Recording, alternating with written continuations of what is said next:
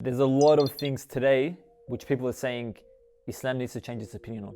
One of them is hijab. And that term hijab, guess what? It's not in any of these three verses. In fact, it's nowhere in the Quran directly meaning a woman's veil.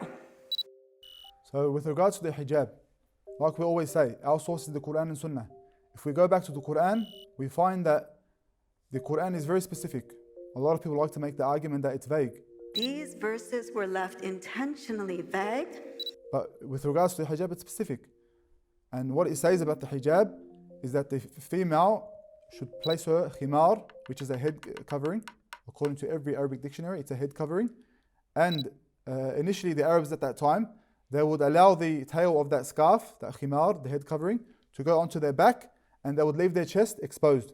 So the Quran says to take this khimar, this head covering, and also use it to cover the chest.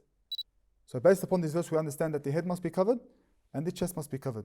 This part of the body must be covered. This is what's referred to as hijab. Although the term hijab itself wasn't used in this verse, it's come to be known as hijab.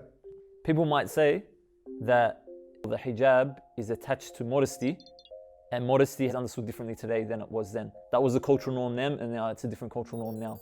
So therefore, why can't hijab also change? Why can't it be less or more? A woman could choose for herself how to dress according to her specific culture and the progression of time. Obviously, we understand that the reason for this is modesty, that the female should be modest. But our understanding of what is modest is according to how Allah Azza wa Jal in the Quran and Sunnah has taught us to be modest. On the other hand, if we say that all we have to do as Muslims is be modest, and the way we understand this modesty is based upon our culture or based upon society, what is socially accepted. If we say this, really what we're saying is everything is allowed, because certain societies say culturally that the female should cover their whole body. And in other societies, on the other side of the spectrum, they say that the female can almost uncover her entire body, besides a few small areas. By saying that the ruling is based upon modesty, and we are allowed to understand modesty based upon certain culture or certain societies, what we're actually saying is everything is allowed, from the start of the spectrum to the end of the spectrum. So you're not actually giving a ruling. You're not actually saying what should be allowed. Was there any group of ulama that came out and said or redefined what hijab was? So this is one of those things that there was complete agreement upon.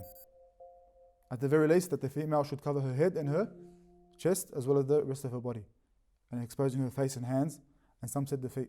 This is something where the ulama of our tradition from the time of the Prophet ﷺ have agreed upon.